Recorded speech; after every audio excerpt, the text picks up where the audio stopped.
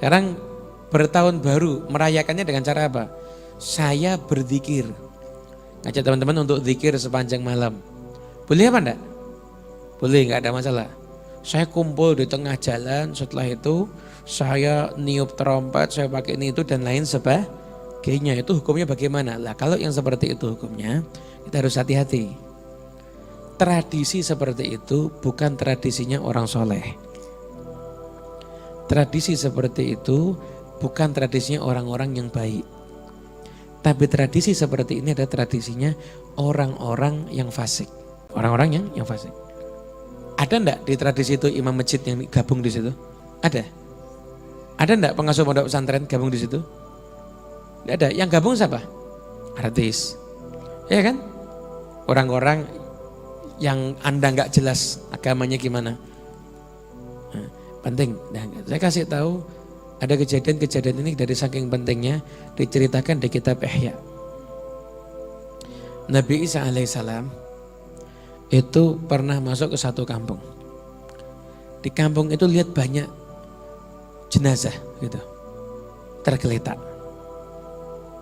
Nah, akhirnya oleh Nabi Isa alaihissalam berkata sama hawarinya, mengatakan apa?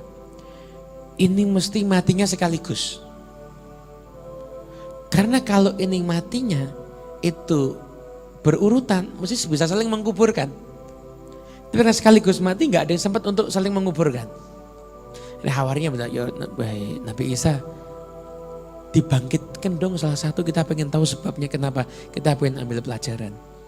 Nabi Isa mendapatkan petunjuk untuk tengah malam datang lagi ke sana. Setelah itu Nabi Isa menyeru, wahai orang-orang penduduk desa, wahai orang penduduk desa. Sekian lama akhirnya ada yang jawab. Saya tuh tanya, apa yang terjadi ini? Dia jawab, bitna fi afiyah wa asbahna fil hawiyah.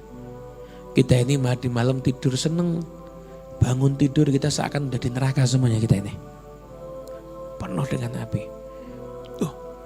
Kenapa? Kita dihukum sama Allah, kena azab. Saya tuh Nabi Isa nanya lagi, kenapa kamu kok diazab sama Allah?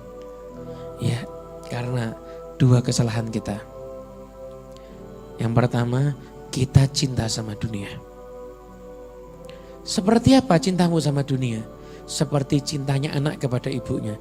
Ibunya datang senang, ibunya pergi nangis. Cintanya bayi pada ibunya. Karena itu dihukum ya. Yang kedua apa? Karena kami menaati ahli maksiat. Gaya hidup kami sama kayak gaya hidupnya orang yang ahli maksiat. Perilaku kami gak ada bedanya dengan orang yang bermaksiat. Cara berbicara kami persis kayak cara berbicaranya orang yang bermaksiat. Dua hal ini diatur sama Allah. Akhirnya kemudian bisa nanya, ya sekarang pertanyaan berikutnya nih. Kenapa sekian banyak ini gak ada yang jawab, kok cuma kamu yang jawab? Dijawab sama orang tadi, ya saya ini memang berada tidak ngikut apa yang mereka lakukan. Tapi saya berada di tengah-tengah mereka. Sehingga ketika mereka kena, saya juga kena. Terus gimana nasibmu sekarang? Saya ini sekarang, kalau yang lainnya udah pakai satu pelana daripada api. Siksa sama Allah. Sekarang saya ini ada di ujung jurang neraka. Saya nggak tahu, saya akan tercebur ke neraka diadab atau saya akan selamat. Saya nggak tahu, nasib saya masih tidak jelas. Kenapa? Yang tadi ambisi sama dunia, dan yang kedua gaya hidupnya taat dengan cara hidup orang-orang yang bermaksiat kepada Allah Subhanahu wa Ta'ala. Makanya sekalipun kita jangan mikir secara fikih haram atau tidak, cuma itu gayanya siapa itu? Merayakan dengan cara begitu itu seperti gayanya siapa? Ini yang harus kita hindari. Lebih baik selamat.